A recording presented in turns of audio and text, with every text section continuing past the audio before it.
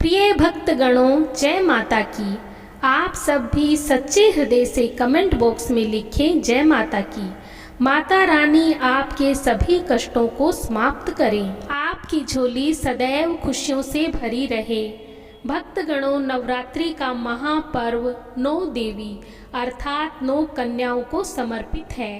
कन्या पूजन करने से हमारी समस्त पीड़ा दूर होती है, दुख दर्द दूर होते हैं, हर कष्ट दूर होते हैं, ग्रह कलेश हमारे जीवन से हमेशा के लिए दूर हो जाते हैं।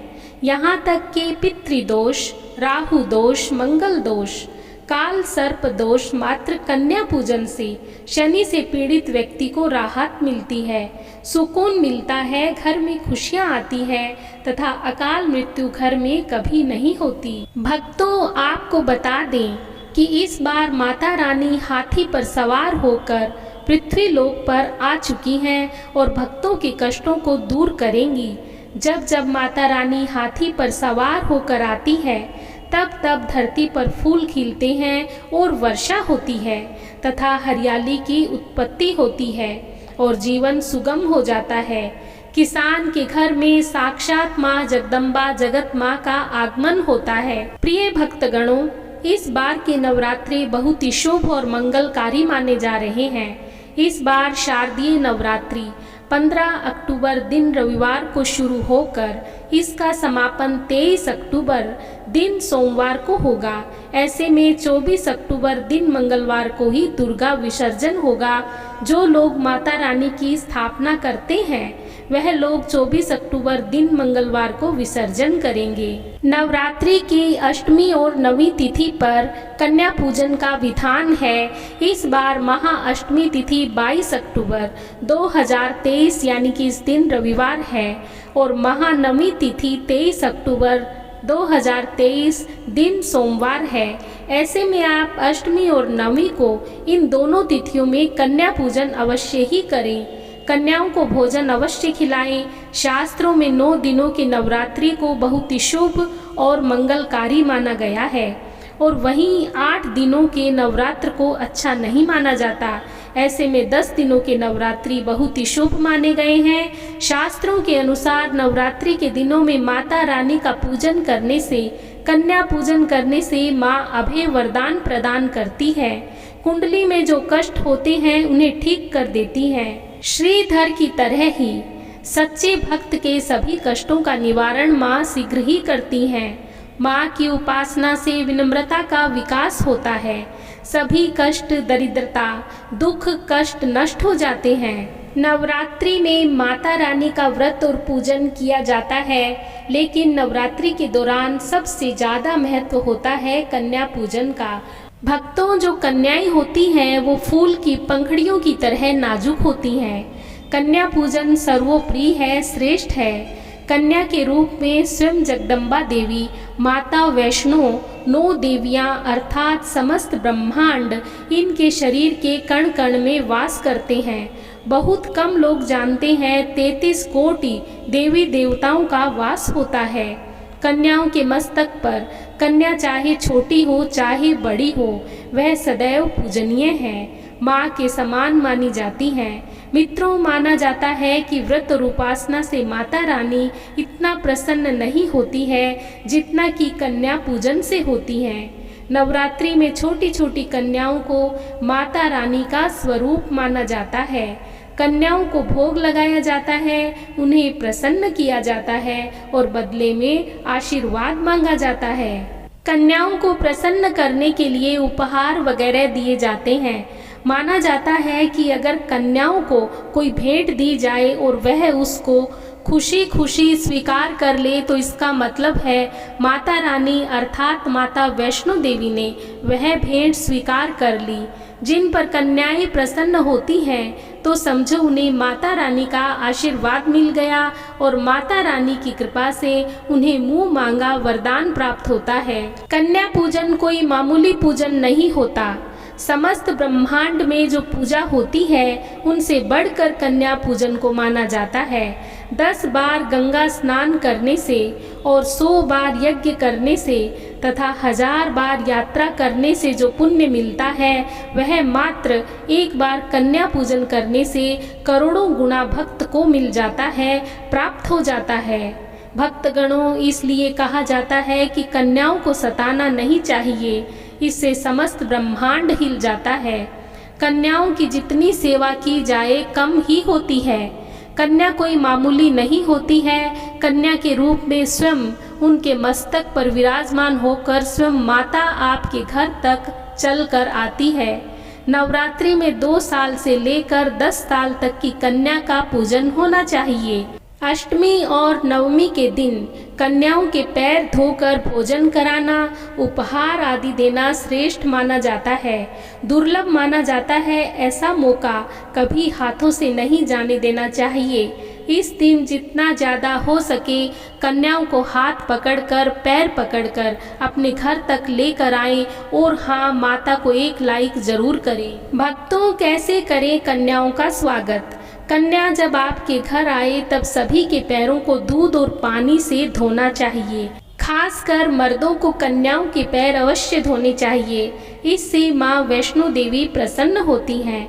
भक्तों, उसके बाद कन्याओं को किसी साफ जगह पर जमीन पर आसन बिछाकर बैठाना चाहिए।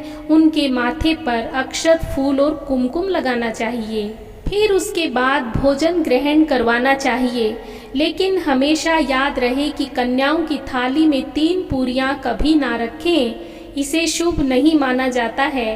3 पूरियां तथा 3 रोटियां मरने वाले व्यक्ति के लिए दी जाती हैं और जेल में कैदियों के लिए दी जाती हैं। ऐसे में कन्याओं को उनकी थाली में 3 पूरी कभी ना दें, लेकिन 1-2 करके पूरियां दे सकते हैं। इससे 3 संख्या बढ़ जाती है और दोष भी नहीं लगता है। कन्याओं को खाना खिलाने के बाद अंत में कन्याओं के सर पर लाल चुनरी उड़ानी चाहिए और भोजन में आपको खीर, पूरी, हलवा, चना तथा आलू की सब्जी, छोले वगैरह की सब्जी खिलानी चाहिए।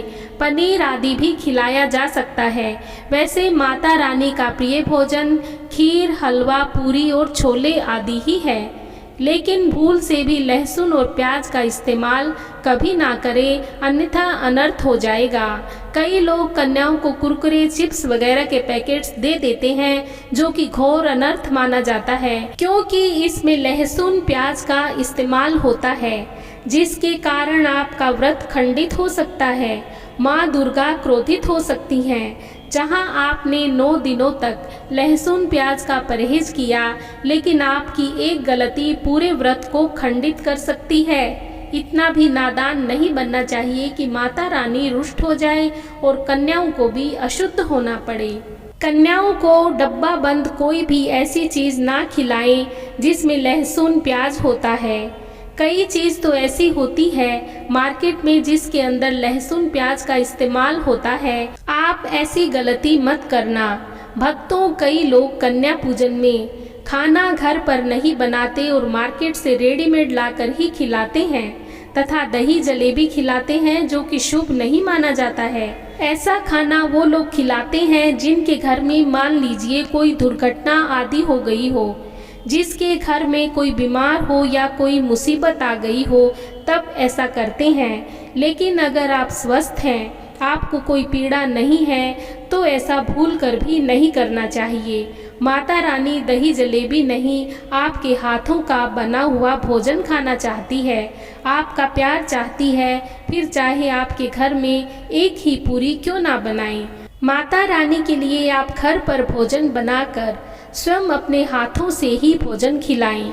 ऐसा करने से माता रानी बहुत प्रसन्न होती हैं। हमेशा याद रखें, कन्याओं को प्लास्टिक से बनी प्लेट में खाना नहीं खिलाना चाहिए।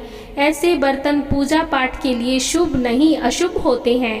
कन्याओं को हमेशा स्टील के बर्तन या पत्तों से बनी पातल में भोजन करवाना चाहिए, बहुत ही शुभ माना गया है। अगर पेड़ के पत्ते में भोजन कराते हैं तो माता अवश्य वरदान प्रदान करती हैं। यदि नवरात्रों में कन्या पूजन के दिन शुक्रवार का दिन पड़ जाए तो कन्याओं को कोई भी खट्टी चीज़ नहीं खिलानी चाहिए, क्योंकि शुक्रवार का दिन माता संतोषी को समर्पित होता है और माता संतोषी नवरात्रों के दिनों में सक्रिय अवस्था में होती है, यानी वह भी 9 देवियों के साथ में आपके घर में आती है। इसलिए कन्याओं को भूल कर भी शुक्रवार का दिन अगर पड़ जाए तो खट्टी चीज घर में नहीं बनानी चाहिए और कन्याओं को भी खट्टी चीज नहीं खिलानी चाहिए, घोर पाप लगेगा।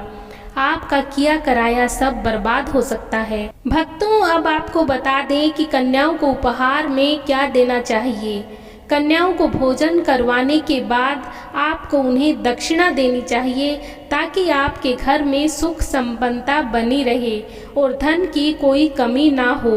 कन्याएं जब आपके घर से खुशी खुशी धन लेकर जाती हैं तो वह भी आपको खुशी खुशी कई गुना धन प्रदान करती हैं। कन्याओं को दक्षिणा के साथ साथ कोई सुंदर गिफ्ट भी अवश्य दें।